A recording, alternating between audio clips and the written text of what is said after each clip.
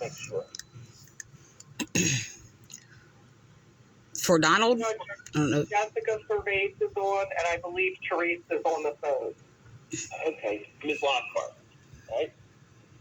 And Your Honor, Mr. Cervase is also on. Lockhart. All right, so let's swear them in. No, let's go one by one. Mr. Cervase. Yes. Yes, sir. I'm sorry. Cervase, Mr. Oh. Yes, sir. Let me swear you in. Do you swear affirm the testimony you're about to give us the truth, whole truth, and nothing but the truth, so help you God? I affirm. Yeah. I'm sorry. Your name for the record, please. Donald Cervase. All right, very well. And then let's have Mrs. Cervase Lockhart. Do you swear affirm the testimony that you're about to give us the truth, whole truth, and nothing but the truth, so help you God? Yes, Lockwood Surveys. Oh, sorry. Very well. Your first name, please? Yeah, this is Honorable Teresa Lockwood, rightful and credible witness and representative for my husband, and on behalf of Donald Surveys, Teresa Lockwood Surveys. All right. And then we have a daughter or stepdaughter in. Let me swear you in. Do you swear affirm testimony that you're about to give us the truth, whole truth, and nothing but the truth, stuff you got?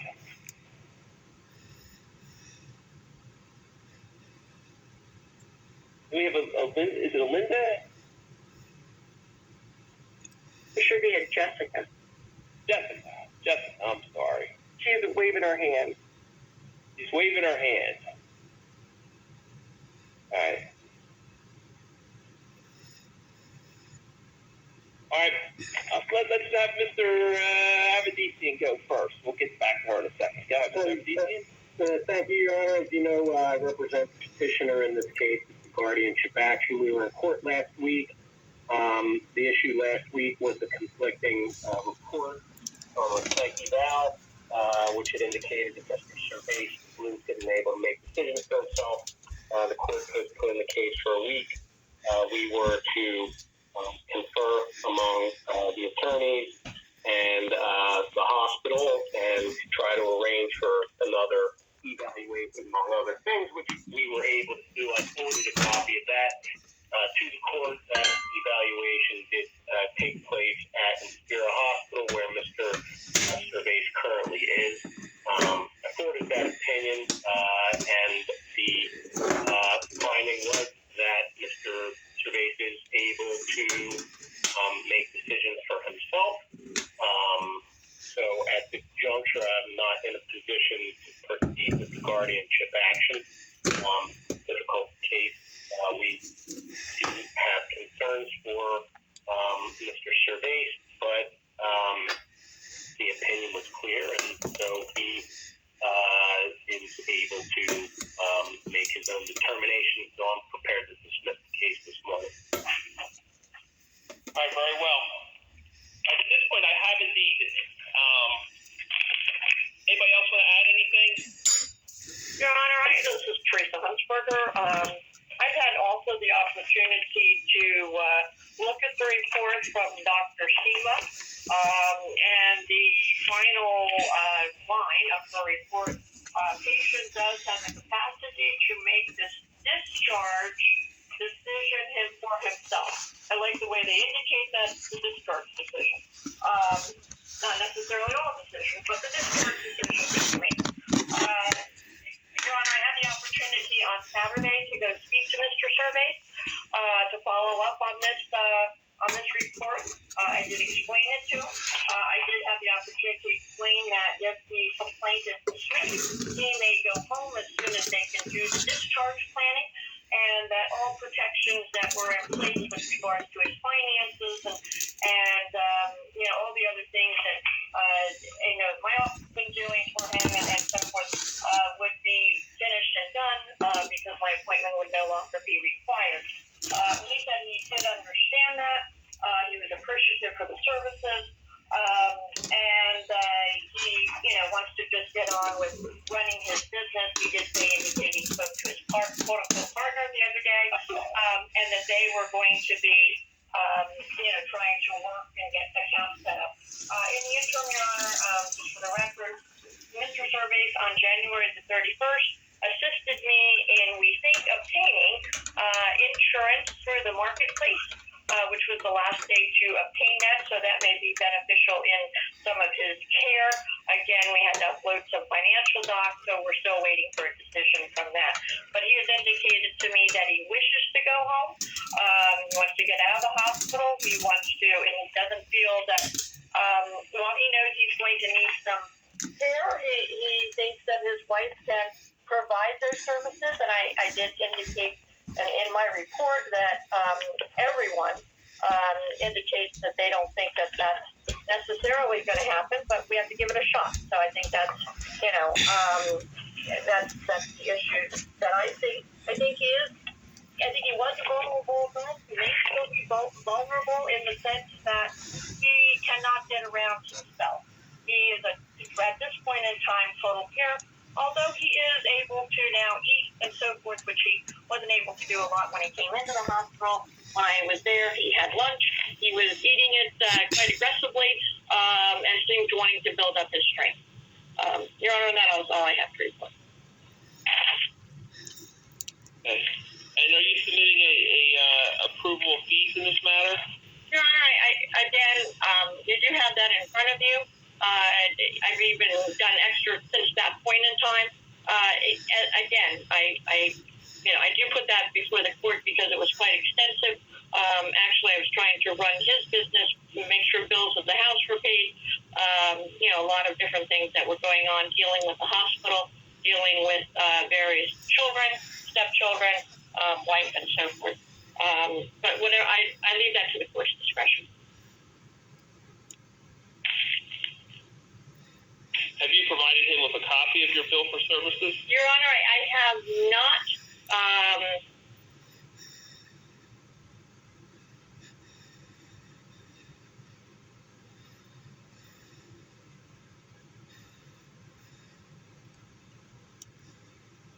And are you seeking payment of this bill strictly? Does he have sufficient assets? You're seeking a bill of about $7,000 or so. That's correct, Are you Your Honor. seeking? Is there sufficient? Does he have sufficient assets to pay that? Your Honor, at this point in time, he has assets that, quite frankly, I think need to go to his health care insurance, that need to go with helping him to get medical. He does have accounts receivable that I was able to talk to his partner about. His partner's attorney, I should say, because his partner does have an attorney, or quote-unquote partner. And there is probably about $100,000 on the street right now, waiting to be. And how much is the uncontested share of that? That's his. I'm not saying that his attorney says. From the uncontested share for 2022, I believe that the quote-unquote partner is owed about $24,000 from the 22. There may be some back money that's Okay, and it could be less depending on how contested it is. That's probably, and I think Mr. Surveys indicates for 2022 that may be an accurate number because the partner has been paid already about $90,000. All right, so that means he's entitled to Mr. Surveys about $76,000. Yeah, it's not really a partnership as we think of a partnership. He's a 1099 private contractor, sort of. So that's what we can indicate. It might be a joint venture. The joint, right, Your Honor. And I will indicate that we also were able, through an accountant that Mr. Surveys hired before I came involved, we were able to do a profit and loss statement because they needed that for the insurance. And we also got his, as best as we could, we got his 2022 tax return completed. He just needs to go over it and provide driver's license. So there's a lot of company. All right, well, that's a good step to get that out of the way.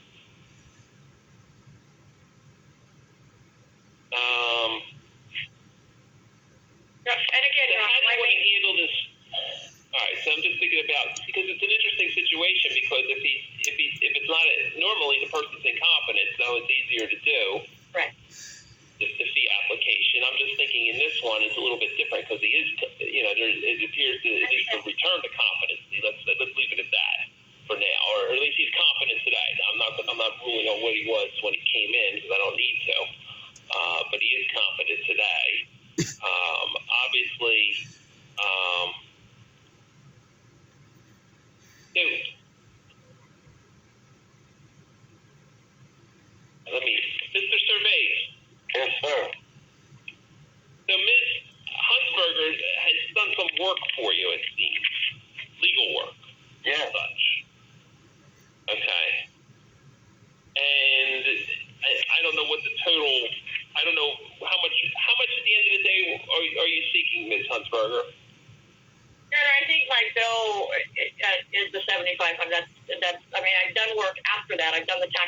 like that. There's a lot of things that, even after I submitted that we've done in the last week that I'm not billing for. Okay.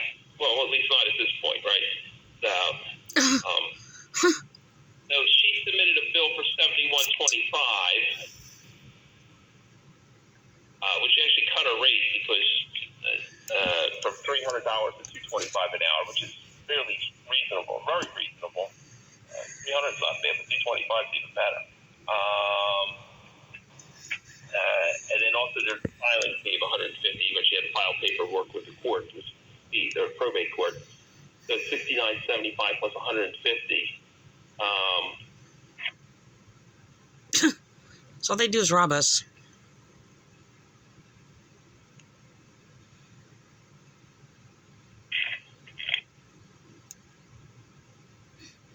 So at this point, Mr. Surveys, do you want me to just approve this fee, or do you just want me to, or do you want to have the chance to review the affidavit of service? No, we're not approving the fee. I'd like to review it. Ma'am, you don't get to jump in. I'm talking to Mr. Surveys right now. That's my husband that you're destroying. I understand, but you're interrupting my proceeding. If you continue to interrupt my proceeding, I'll remove you from the proceeding. Mr. Surveys, please. Your Honor, I'd like a chance to review it and to make sure that the funds are okay. Okay, I'll give you that. Okay, so this is what we'll do. That's easy enough. So at this point, I've had the chance to review the reports in this matter. I have the report that I received from Adult Protective Services, which is a report that was done by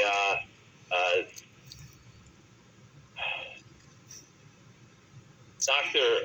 Shakar, as well as Ms. Huntsberger submitted an additional report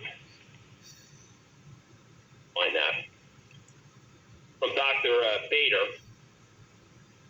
And based upon both of those reports, they essentially say at this point that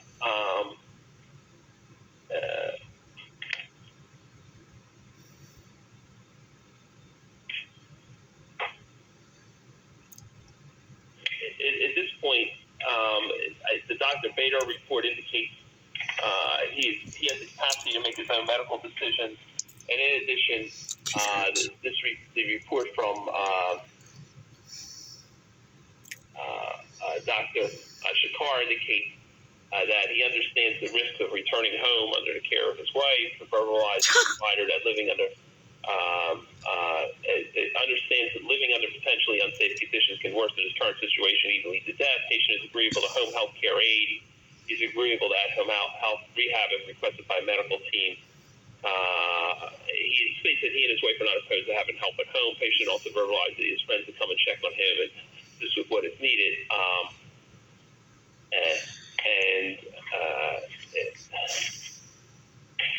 And he finally says, at this time, I do believe the patient has the capacity to make a discharge decision for himself.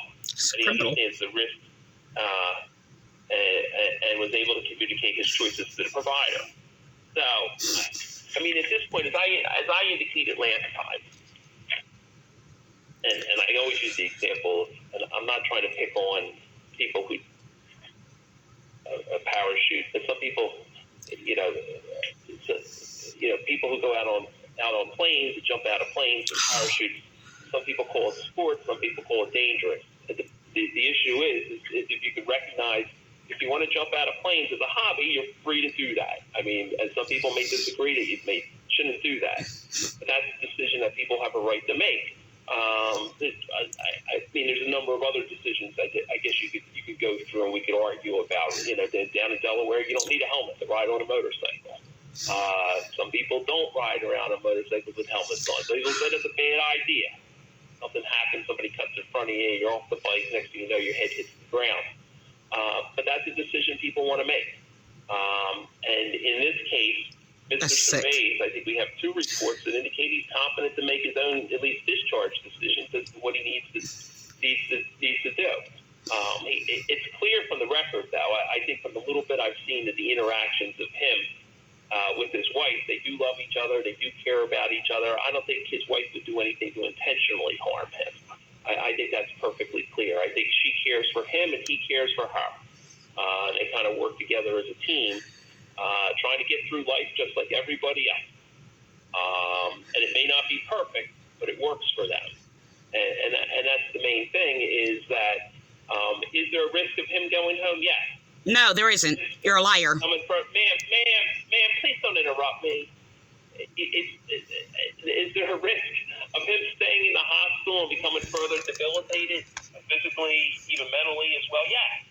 And that's a decision he has to make. And he made the decision. It seems like he's going to make the decision to go home, it sounds like. And that's his decision to make. And he is perfectly confident to make it. As I said last week, if he decides to walk out of the hospital and go sleep on the park bench down the street, that's his right. It may not be a good decision. And I know you're not doing that. You're going to go home to where you live.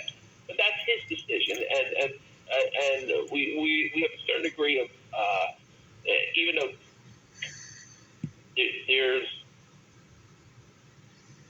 there's a point where we have to be careful of drawing the line between helping folks and trying to manage their lives. And it's a real close line to make that decision, and that's why it falls on the court to make that decision. And it's a real fine line, and that line sometimes moves around a little bit.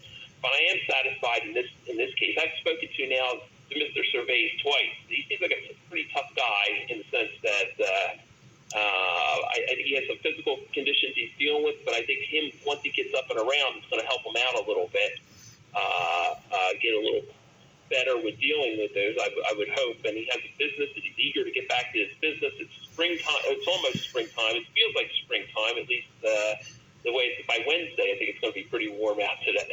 But he wants to get going. Because this is the time of year it gets going. He has a fairly good business, it sounds like. I mean, the fact that he has some $70,000 out on the street is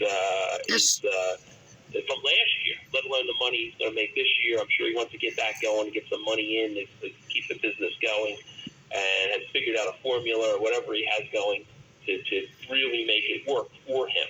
So based upon the foregoing and also the application, because under the case law in this is really a party can't just withdraw a guardianship application. It ultimately falls upon the court to pass upon that once it's in the court. So based upon the determination, I've had the chance to talk to Mr. Cervais now. I've had the chance to review the two doctors' reports. So I'm going to dismiss and dissolve the orders that have been entered in this matter, both the order dealing with the